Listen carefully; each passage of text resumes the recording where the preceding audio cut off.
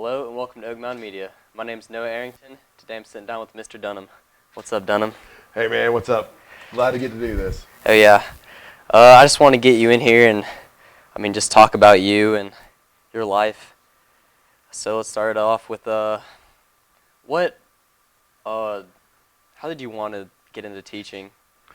Yeah, that's sort of interesting.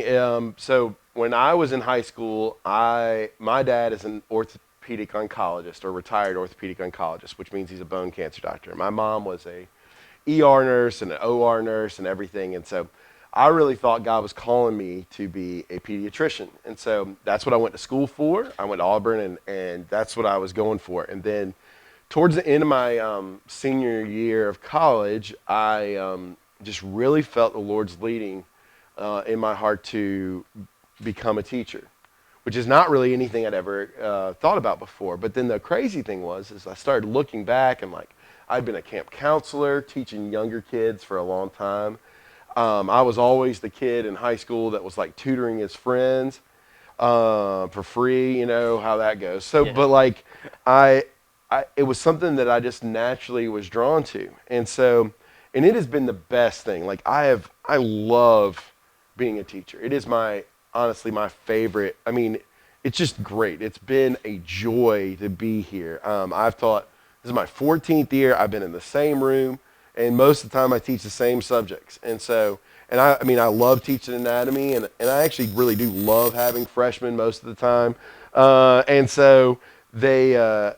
But one of the interesting things or weird things this year has been that more than anything, I have had students coming up to me and asking me, like juniors and seniors, what do you think I should be?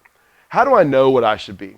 How do I know what God's asking me to be? I had a whole 20 minutes of class one time where we were finishing up something, and some people got done and they just kept firing at me. What do you think I'm going to be? What do you think I'm going to be? And I'm like, well, I don't know, but it's definitely a question that's on junior and seniors' minds this year more than ever. Mm-hmm. And the advice that I would have for people about that is a little different than most people. So my high school mentor told me, so he was a guy at Briarwood, he was a teacher I really respected.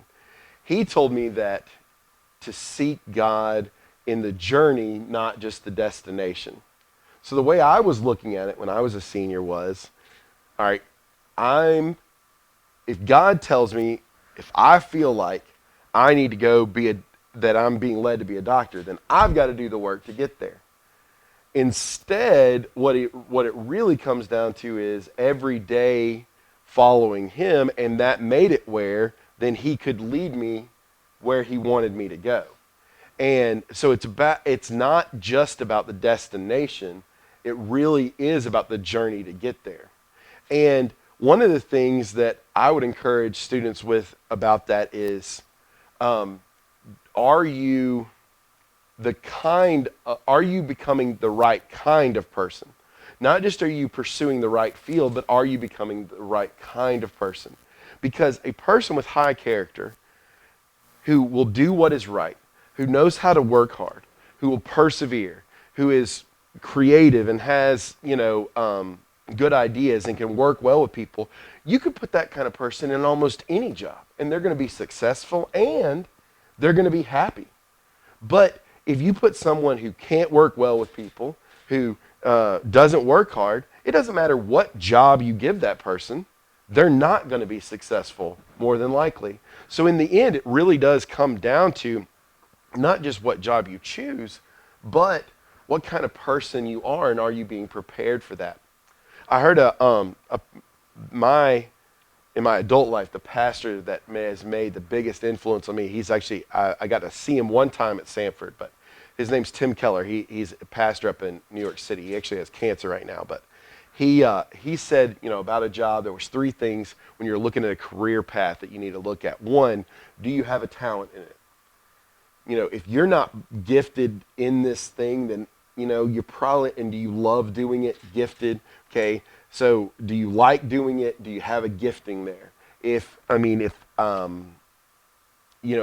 hate doing something, it's going to be really hard for me to enjoy it and be good at it and be successful at it if every day I come in hating doing it? It's why I'm not an administrator, because this school would burn to the ground, okay, because it would be awful. But because I don't want to do that. Like, I would not be any good at that. I don't have skills, but also I don't want to punish kids all day. I would be miserable doing that. Number two is there a need? Is there an opening? Is there someone who will hire you?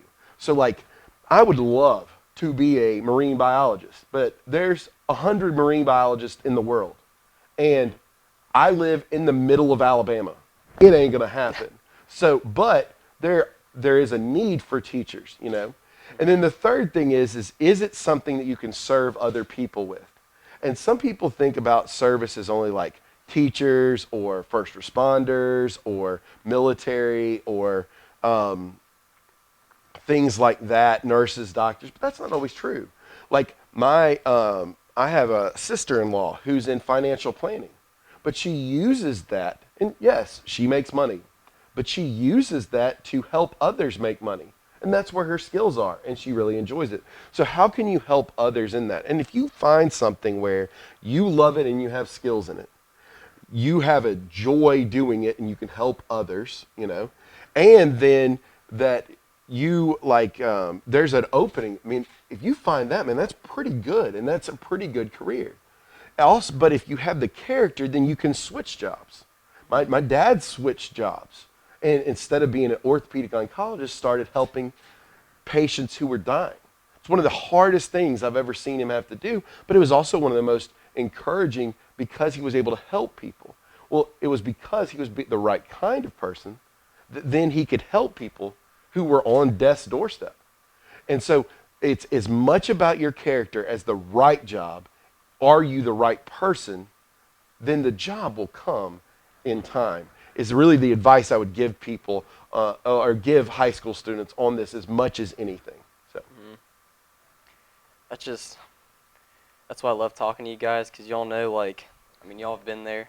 Y'all know, y'all have been through the whole college process and everything, and y'all found where you are. And I mean, I think most teachers in this school can say they love their job or they like teaching kids and stuff. yeah, that's a big, I mean, if you don't love it, if you don't love being around high schoolers, it's just not a good job. I mean, it can be miserable. And there's some people that have figured that out and said, hey, it's time to move on. But like, if you don't love the relationships, it's just hard. I mean, it's hard to do it well because there's so much other stuff that comes at us, but that really does help. So, let's go to your family that you have. I know you have, was it 2 boys and a daughter? Yep, I have 2 boys. So my wife and I, we've been married 14 years, almost 15 years. So I started teaching my very first year here, and I have a son who's 9. His name's Will Dunham, just like mine, but he's the 4th, and he is super tall. He's like 5'2", 5'3", and he's 9 years old. So he's gonna be a Will Shaver-esque, I think, by the time he gets up here. At least I'm hoping, you know. But anyway, he's a good kid. And then 2 years after him, we adopted a little girl from China whose name's CJ. That's my mom's name, Judy, and then my wife's mom's name, Cecilia, so CJ. And she's at the intermediate school, and she has been a blessing. There's been some difficulties. She does have some physical special needs, not mental special needs, but physical special needs. But so there's been some difficulties, but it has been amazing just to see love transform her. And for we adopted her later, which is like 4.5. Most kids are adopted around 2 from China, and I think they may have actually closed Chinese adoptions now because of all the stuff. I mean, well, COVID, but even pre-COVID, I think they were mad at us about something. So anyway, but most were adopted, so that means that there's a lot more bonding and stuff that had to take place. But over time, it's just been really amazing to see love transform her, and her to love her brothers and just get into everything, you know, be just part of the family, just like us. And then I have my youngest is named Walter.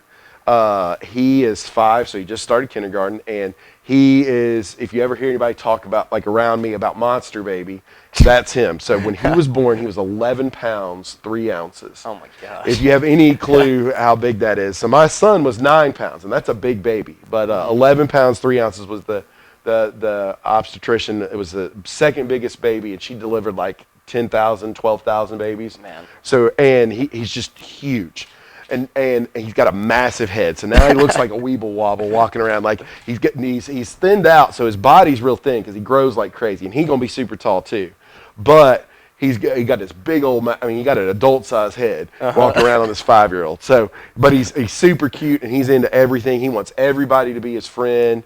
He and Taylor Hines, so Dan Hines, his little girl, Taylor, they were in the same kindergarten or pre-K class, and they would walk into school holding hands. They're not boyfriend girlfriend, but they love each other. So, anyway, he's just a character like no other. So, that's really it. My wife is she graduated from Oak Mountain High School. She was actually the second homecoming queen here, and I actually went to her senior prom with her. We weren't dating, and we didn't date again until after college. But so she went here. She's now a principal at she's assistant principal at Helena Elementary. But she used to be a music teacher. In fact, a few students even were under her when she was at Chelsea Park, but still a few students that are here now where she taught. So that's really my family, and we're pretty close knit. We do almost sort of everything together. But that's really, what the nucleus of my family right there. So. Well, it was great to have you in here today. I'm glad we were able to chat and get to know you a lot better. Me too, and I really appreciate getting to do this. This is fun. I mean, this is my love, getting to be with students and just interact with them, help them. I hope that comes across because, I love doing what I do. And, I know anatomy's hard, and I know that, but I'm also, it's a joy to try to get y'all ready for college. And I have to push you to get ready and, provide as much support as I can, but at the same time, just let y'all know that there's somebody that loves you that's here. Because 2 years ago, I had a student, and this will be the last thing, but 2 years ago, I had a student that said, you told us, on the first day that you loved us, and I never had a teacher tell me that, and that made a ton of difference. And I forget to say it as much as I should, but man, I really hope that comes across, that I really care about my students, want what's best for them no matter what, because that really is why I come into work every day and why it's a pleasure.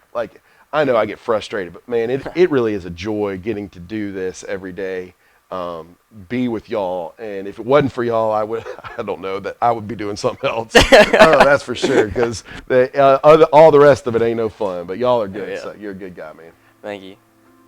Well, check us out on OM Media on YouTube, Instagram, and our website. Thank you for watching.